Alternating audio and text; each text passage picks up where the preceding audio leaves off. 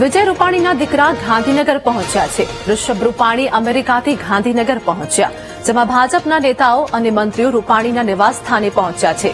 સહકાર મંત્રી જગદીશ વિશ્વકર્મા, આરોગ્ય મંત્રી ઋષિકેશ પટેલ પણ ત્યાં પહોંચ્યા છે।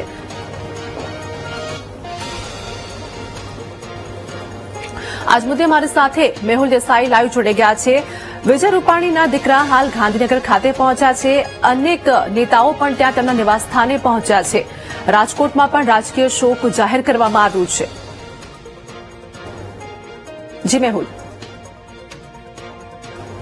પૂર્વ મુખ્યમંત્રી વિજય રૂપાણી જે છે તેમના ગાંધીનગર ખાતે જે નિવાસસ્થાન છે તેમાં ગઈકાલથી જ જે નેતાઓ તેમના પરિજનો જે છે તે તેમને પરિવારને સાંત્વના પાઠવવા પહોંચી રહ્યા છે। તેમના જે પુત્ર હતા ઋષભ રૂપાણી તે અમેરિકામાં સ્થાયી થયેલા છે અને તેઓ આજે વહેલી સવારે જ તેમના નિવાસસ્થાને પહોંચ્યા છે।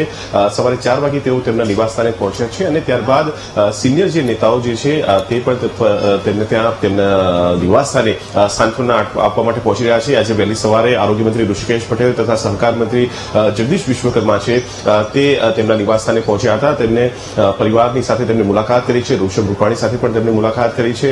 અત્યારે હાલની જે પરિસ્થિતિ છે તેના સંદર્ભમાં તેમને અવગત પણ કરાવવામાં આવ્યા છે, કારણ કે તમામ જે મંત્રીઓ છે, સિનિયર મંત્રીઓ જગદીશ વિશ્વકર્મા અને ઋષિકેશ પટેલ તેમને સિવિલ હોસ્પિટલ ખાતે જવાબદારી વિશેષ જે છે તે સોંપવામાં આવી છે અને હાલની જે પરિસ્થિતિ છે તેના સંદર્ભે પણ તેમને જાણકારી આપવામાં આવી છે। જે મૃતદેહો મળ્યા છે તેમના ડીએનએની ટેસ્ટિંગ જે છે તે અત્યારે ચાલી રહ્યું છે।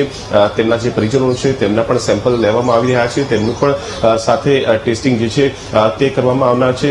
સાંસદ પરસોત્તમ રૂપાલા, રામ મોકરિયા ગઈકાલે પણ અહીંયા ઉપસ્થિત હતા અને આજે પણ વહેલી સવારથી તેઓ જે છે તેમના નિવાસસ્થાને ઉપસ્થિત છે। જે પણ પરિજનો અને રાજકીય વ્યક્તિઓ આવી રહ્યા છે તેમની સાથે તેઓ પણ તેમની મુલાકાત લઈ રહ્યા છે। પરિવારજનો જે છે તેમની સાથે પણ તેમની મુલાકાત જે છે તે થઈ રહી છે। જે પૂર્વ મુખ્યમંત્રી શંકરસિંહ વાઘેલા જે છે તે અત્યારે હાલ તેમના નિવાસસ્થાને પહોંચ્યા છે અને તેઓ પણ મીડિયા સાથે થોડી વારમાં વાતચીત કરશે। પૂર્વ મુખ્યમંત્રી શંકરસિંહ વાઘેલા અન્ય જે આગેવાનો છે તે તેમના નિવાસસ્થાને પહોંચી ચૂક્યા છે। ખાસ આ જે પરિસ્થિતિ છે તેની અંદર તેમના જે પરિવારના જે સભ્યો છે તેમની સાથે મુલાકાત જે છે કરી છે અને સાંત્વના તેમને પાઠવી છે। અત્યારે હાલ શંકરસિંહ વાઘેલા જે છે તે મીડિયા સાથે વાતચીત કરી રહ્યા છે, તેમને સાંભળીશું।